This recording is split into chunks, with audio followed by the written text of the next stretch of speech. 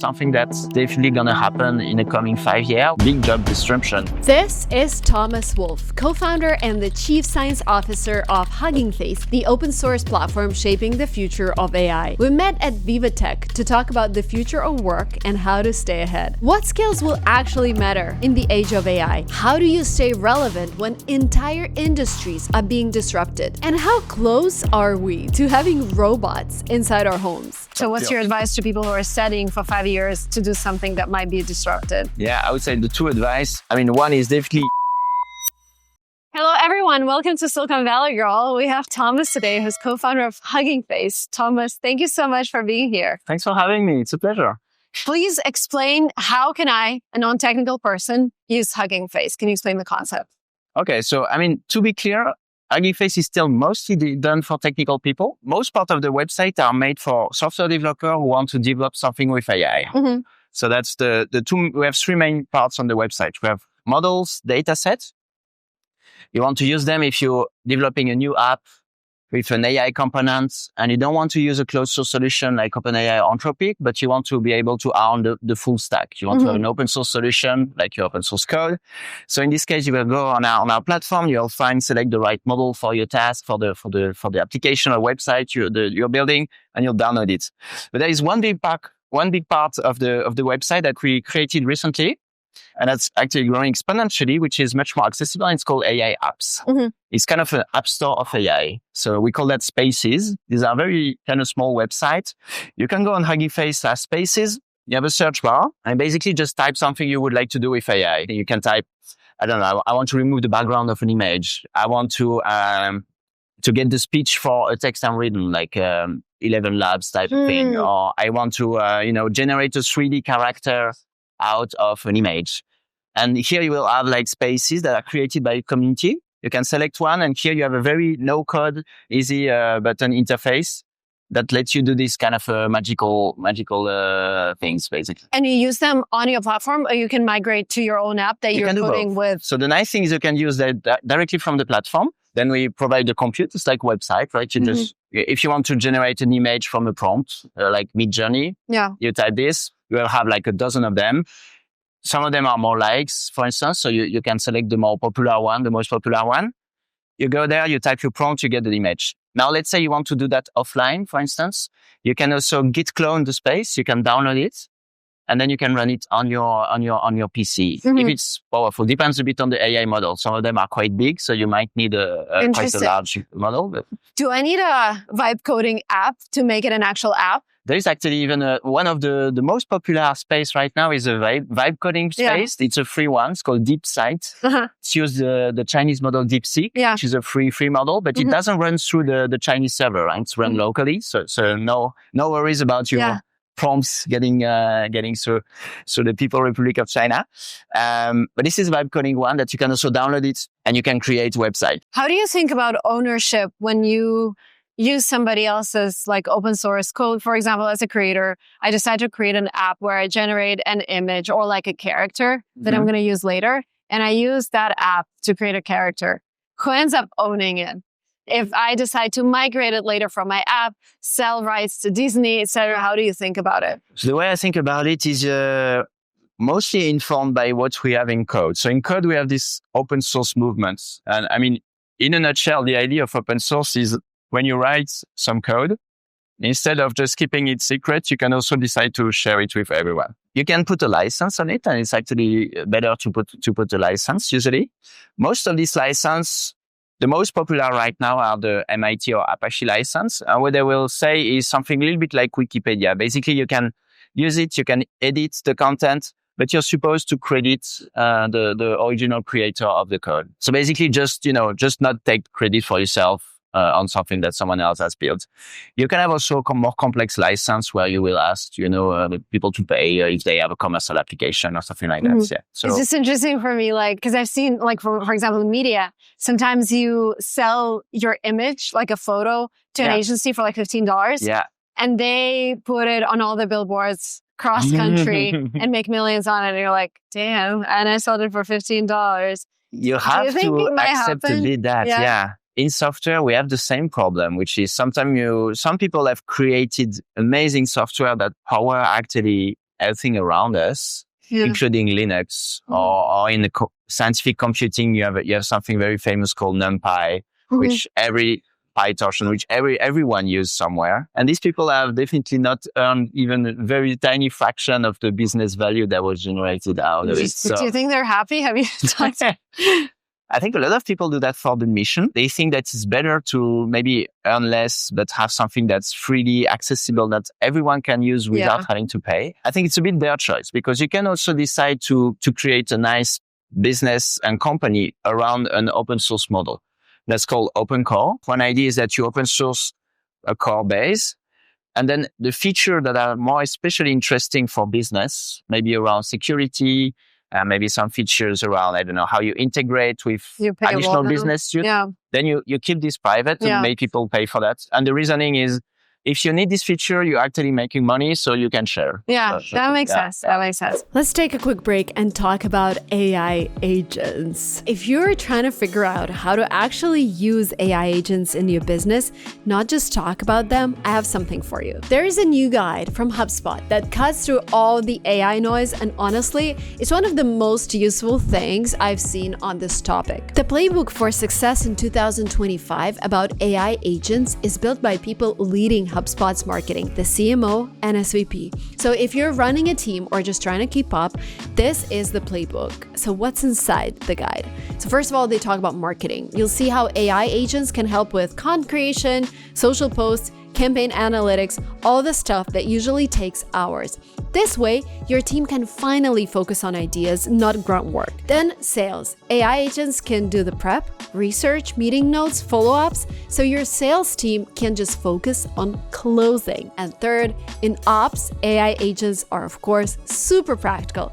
Agents can organize your docs, automate boring admin, and give you real-time insights without hiring extra people. And the best part is that there is a clear, simple plan inside how to pick the right tools, set them up, and actually get results fast. So if you've been wondering where to start with AI agents or how to go from one experiment to a full system, this is your roadmap. I'll leave a link in the description below. Download it for free. And by the way, if you're building something in AI, I'll be judging a HubSpot AI startup pitch competition at Inbound this September in San Francisco. The winner gets $50,000 in cash and much more.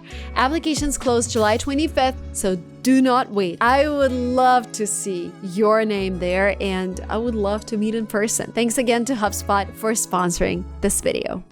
Let's talk about what Hugging Face would look like in 2 or 3 years. So what I see happening with the developer industry, I started coding apps. I have no technical background, right? Do you feel like people who code become less technical? Or do you think people will get more and more education in coding and because they want to touch upon that and integrate their apps and businesses? That's a good question. I think we'll see both, I would say. So what I definitely already see is a lot of my non-technical friends, for instance, entrepreneur, but they have like a business background. They definitely now play a lot with all the vibe coding tools, all the thing, and they definitely now create apps. I have a good friend living next door to me. He's an entrepreneur, but zero technical background. Now he does all the time like lovable demos, things like that, to basically get the first prototype of what he wants to build. So I definitely see that, which is people that are non-technical who become user of this and actually create very technical products. What I also see is, for instance, my son who likes to learn, and he's learning coding, but very differently than me. So the way he learns coding right now is he will use this AI tool to generate stuff. And at some point when it doesn't work, that's where he starts diving the code. And he's like, oh, well, okay, now it's time to understand.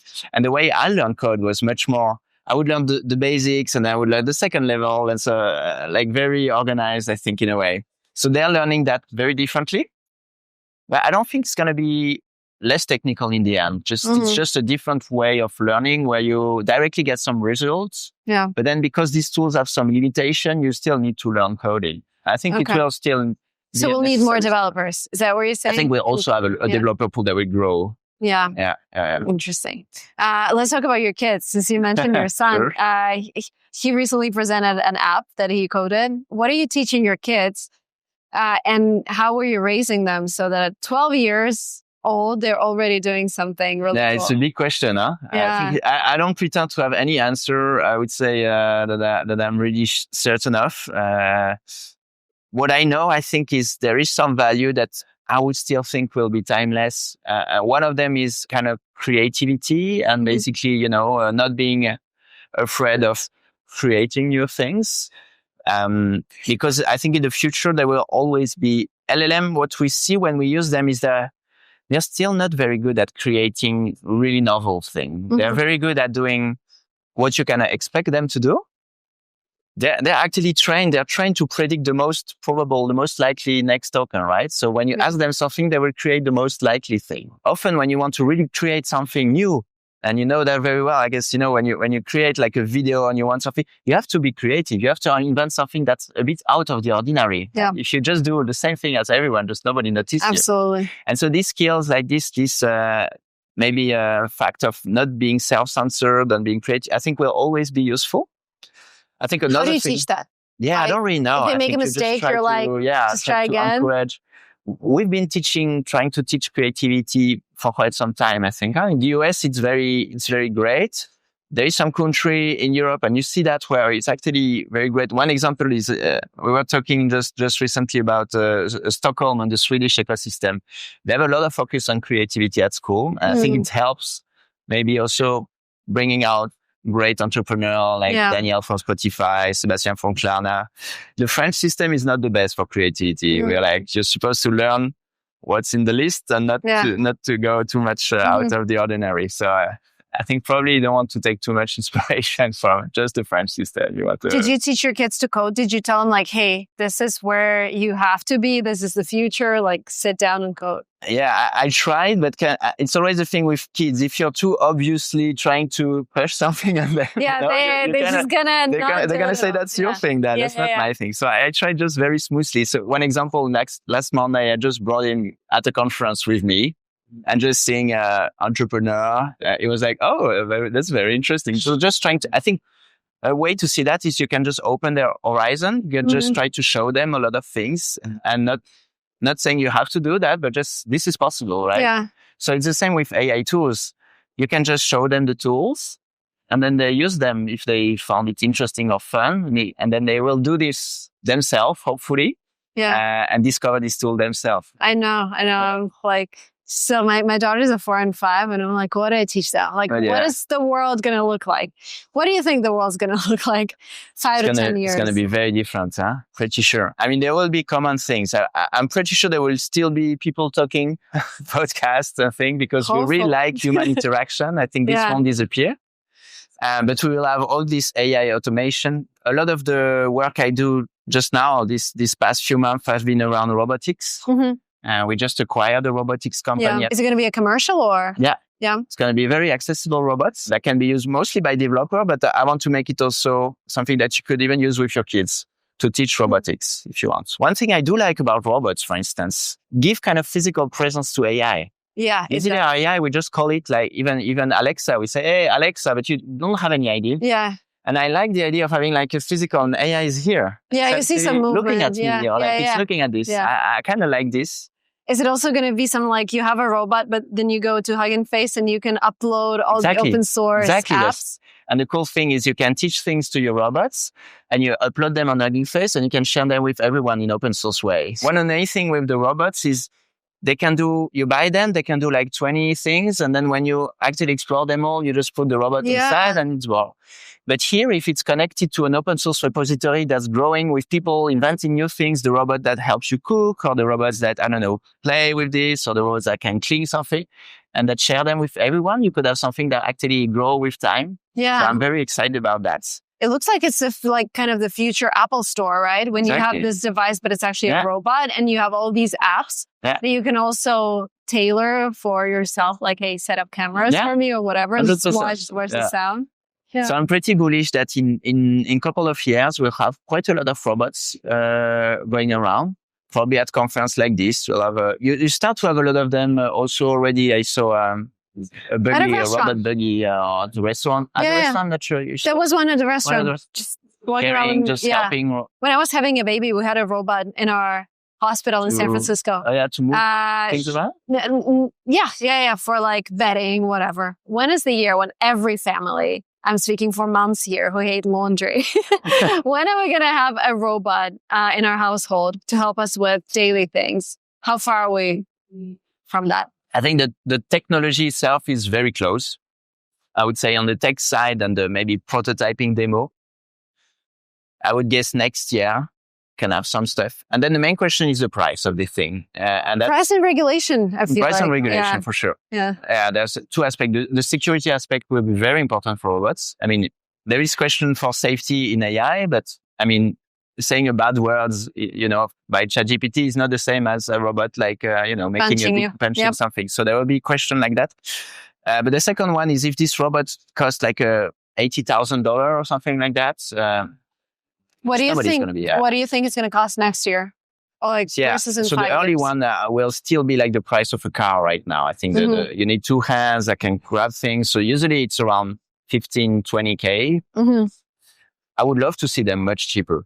And do you think there's going to be subscription as well? Subscription? That's also possible. Yeah. Probably it's going to be like that for the expensive one. But also, I don't think every robot has to be a humanoid. At Hugging Face, we only do open source robotics. And the fun part about this is we can make a platform that a lot of people can use to develop different type of robots. So it can be just one arm, can be just a funny head that's move and talk, can be just something that walks but has no arm. We made a robot duck, that's just a duck that's walking around you. Very cute. So we can explore a lot of form factors and see which one will be actually the best in terms of price, possibility, capabilities. How do you make sure that if someone creates an open source app for a robot, that it doesn't have this spy element that monitors inside the house? Yeah, that's a big question. I mean, for both models and robots, already today models, I think one of the big advantages of open source is you can download and run them locally. So you download them and then you can even you don't have to talk to the server. You can stop the Wi-Fi and the thing is just cannot send anything and it can run locally. That's something you can only do with open source right now. So if you use ChatGPT, you have always to send the thing. And for robots, I think it will be very important. If the Wi-Fi stop, what does your robot do? Okay, I don't know. It's like loading the dishwasher. Just let the thing fall. No, I'm done. You want this thing to work, even when there is like a problem. And also you don't want them to communicate too much. I think you want privacy, very strong privacy with something that's in your house. So just to sum it up, you think next year we're going to have robots who are capable of doing things in a house. And then in 5 years, I would have a robot? Yeah, I think next year we'll see two things. On the web, on the LLM, we'll see agents that can do a lot of tasks. We start to see that today. So a lot of complex tasks we do on computer will be automated. We see a beginning of the same thing in the physical world with robots starting to be able to do some tasks, really. And this will just keep growing with time. And maybe the third trend that's a bit more complex, I think, we'll start to have really this photorealistic content at scale. So video that are indistinguishable of reality with sound that's also indistinguishable. And this will also be a big question, I think. In my opinion, the optimistic way is we'll pay more attention to being face-to-face with someone because we'll know it's a real moment. Yeah. And we'll know that every video call or thing can be actually a fake thing as well. Yeah. So maybe giving more weight to the fact of being together in the same room, which is being more human in a way. Yeah. So our present is iPhones. I have mine here and a MacBook. In 5 years, AI, do you see AI being in some piece of tech? And if yes, what is it? Is it a robot? Is it a wearable? Is it glasses?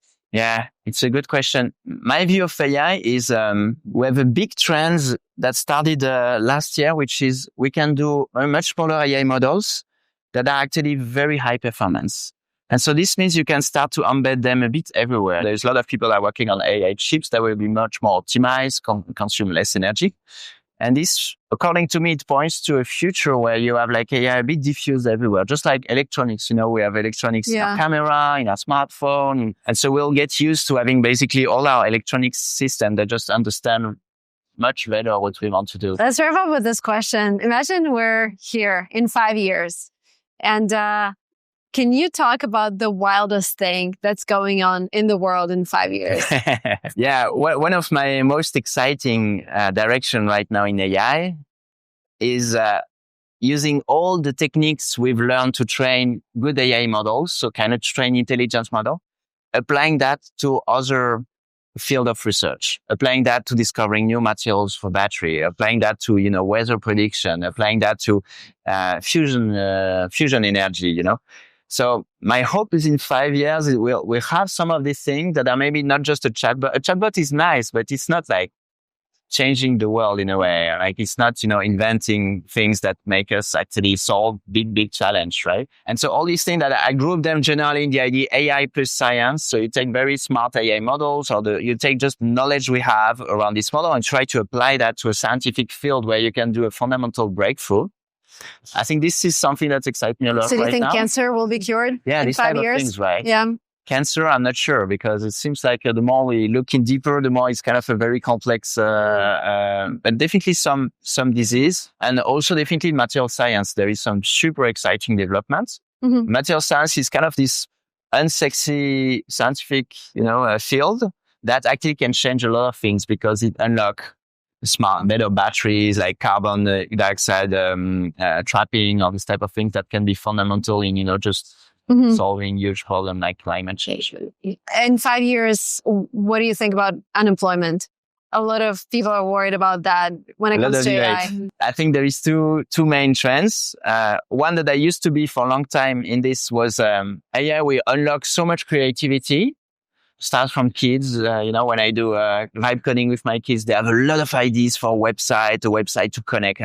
We did like a website to share your cats with other people, like a lot of things, or like website to connect like amateur football player with scouts. So they have all of this idea, and I'm like, this is great. And all of this could even be like potential companies or something like that. So you have this website where basically, because it makes a lot of things very accessible, a lot of people can become entrepreneurs, basically. But it's also true that not everyone wants to be an entrepreneur. Like some people don't. And then I'm wondering, because I was a former lawyer before starting Hugging Face. So I was for 6 years in a intellectual property. And it's true that these fields are going to be very strongly disrupted by AI. Like there's a lot of like support function that are currently handled by many people, and that can definitely fall in the scope that AI can do. And it's also a field where you study, like you do quite long studies. So you've studied 5, 6, 8 years for your job. So it's not like you're going to jump directly to a new field, exactly. Right? So this type of profession is the big question for me, is how can you handle that? It's also a topic that I think very few governments or very few think tank are really currently tackling. Like a lot of people, I feel like, are more like, let's not look too much at this. Let's talk about, the danger of AGI, ruling the world, instead of just something that's definitely going to happen in the coming 5 years, which is big job disruption in some.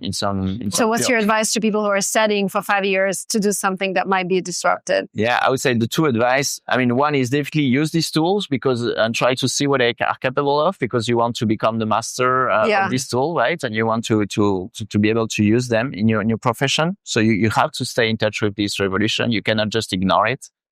And the second one would be, start to see if you don't want to be very creative, like what is, once you start using this tool, what do you feel is the remaining exciting part of your job? And is it something you're actually really happy to do?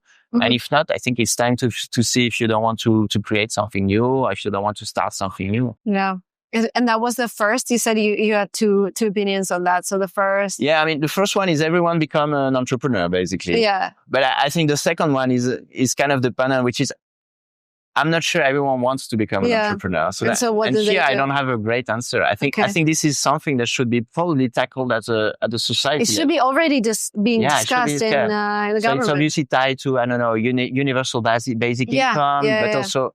Yeah, do you want to do that? Or like maybe we're moving to a society. Some friends also think we're moving to a society where entertainment is going to be the main thing we create and consume as human. So this is possible future society. And there's also a big question there, which is, are we not going to lose a little bit of something of being human if we automate so much of our life? I don't really have a big answer. Yeah. We had that with...